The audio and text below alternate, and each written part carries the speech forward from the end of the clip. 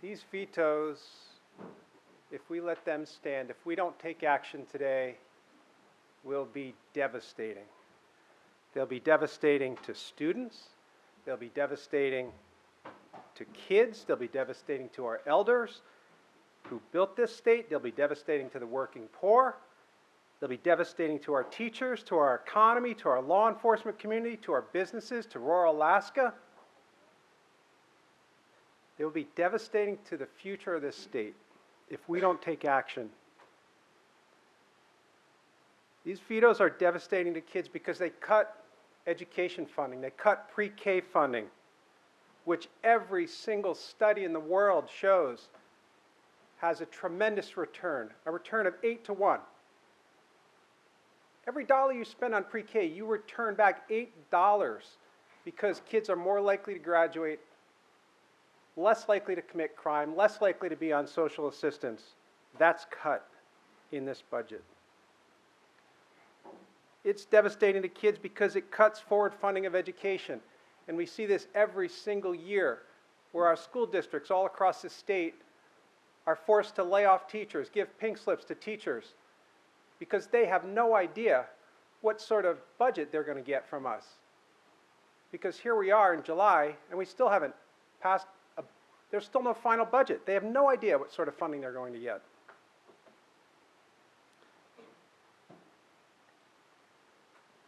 This bill would completely gut our university system if these vetoes are allowed to stand. In fact, we've heard that it will result in the closure of multiple campuses. And we've all seen, we all know people that have gone to UAA. Many in this room have gone to University of Alaska system. It will result in tuition skyrocketing. And we've just found out yesterday that because of the actions of the governor, students are going to lose their performance scholarships. They're going to lose their education grants. We'll no longer be funding the medical program in this state, which, by the way, brings in 17 to 20 new doctors in this state. People wonder, I can't find a doctor. There's no one for me to see. This is why we have this program. This bill is devastating to our elders because it breaks the promises that we have made to our seniors by taking away their benefits. I was here, Madam President, and a number of us were here when the longevity bonus was taken away, and the promise that was made was we're going to take it away from the seniors, but we're going to provide it to those that really need it. And that rug is being pulled out from them. Seniors who have planned, who have expected that, who have relied on these promises from the state, not only promises, laws. People talk about, oh, you guys are breaking the law. Guess what? Senior benefits is the law in this state, and that is being broken with this veto. This bill is devastating to the working poor. Every single Alaskan, just about every single Alaskan, is a car accident away from being on Medicaid. And this veto takes away tens of millions of dollars in Medicaid funding. It takes away dental assistance. I've got people calling my office, multiple people who have called my office and said, I was scheduled to get new teeth, and I was supposed to go this week, and all of a sudden it's gone. These were promises that were made to the people of Alaska, and we can have that debate about whether we're funding too much or too little, but when we make promises to the people of Alaska, we should keep those promises. This bill, these vetoes, will be devastating to our economy, devastating to our business community, and we've heard it will cause the loss of thousands of jobs in this state, thousands of jobs. It'll plunge our fragile economy back into a recession. Local property taxes will rise hundreds of dollars per household as costs are shifted down to Alaskan communities. And by the way, when you cut Medicaid, which is matched, by the way, in some cases 90% provided by federal funds, when that funding is cut, guess who picks up that tab? People now go to the emergency room, which has much higher costs, and those costs are passed on to every single Alaskan in the form of higher insurance rates. They're passed on to the state of Alaska. They're passed on to every single community in this state. These vetoes will be devastating to rural Alaska because village public safety officers, millions of dollars in public safety will be cut. Power cost equalization will be gone. Imagine you're living in rural Alaska and all of a sudden, the promise that was made to you, you're living in a community where you're paying over $1 per kilowatt hour, 5, 7, 8, 10 times higher than what you're paying in urban Alaska on a promise that was made, and all of a sudden, you're going to start facing a $1,000 energy bill every month. We've seen that in the past. There will be devastating effects in rural Alaska.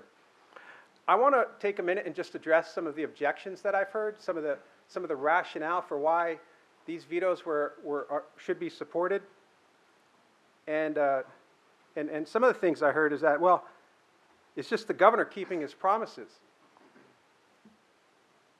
I don't remember on the campaign trail ever hearing the governor say, if I get elected, I'm going to cut education.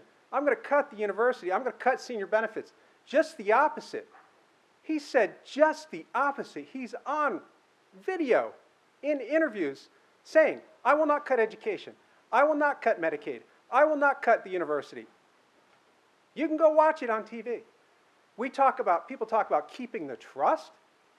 This is all about breaking promises with these vetoes.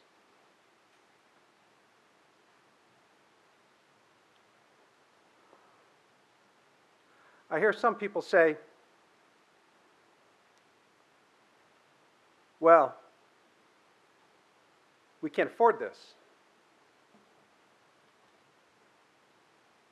And we've all seen the chart that's gone around that shows we're at the lowest per capita spending in the state since the 70s. We can always find efficiencies. But the question is, where do you find those efficiencies? Where do you make those cuts? And these vetoes cut from the poor, the sick, our seniors, our kids, basically anyone who can't afford to hire a lobbyist to come down here and lobby us. That's who was cut. Who wasn't cut? Some of the richest corporations in the history of the world. These vetoes don't take one penny from the oil industry, which made billions of dollars in profits in Alaska every year. In fact, the governor actively opposed cutting any of the $1.2 billion in oil tax credits that we're allowing. Tax credit deductions that his administration actively opposed. How much do we need to balance this budget and pay a full PFD? $1.2 billion, the exact same amount that we're allowing in oil tax credits. We can have both. We just have to make that political decision. And the governor does not do that with these vetoes. We should not be balancing our budget solely on the backs of those who can least afford it. We need to override these vetoes and protect our state from being devastated. Thank you.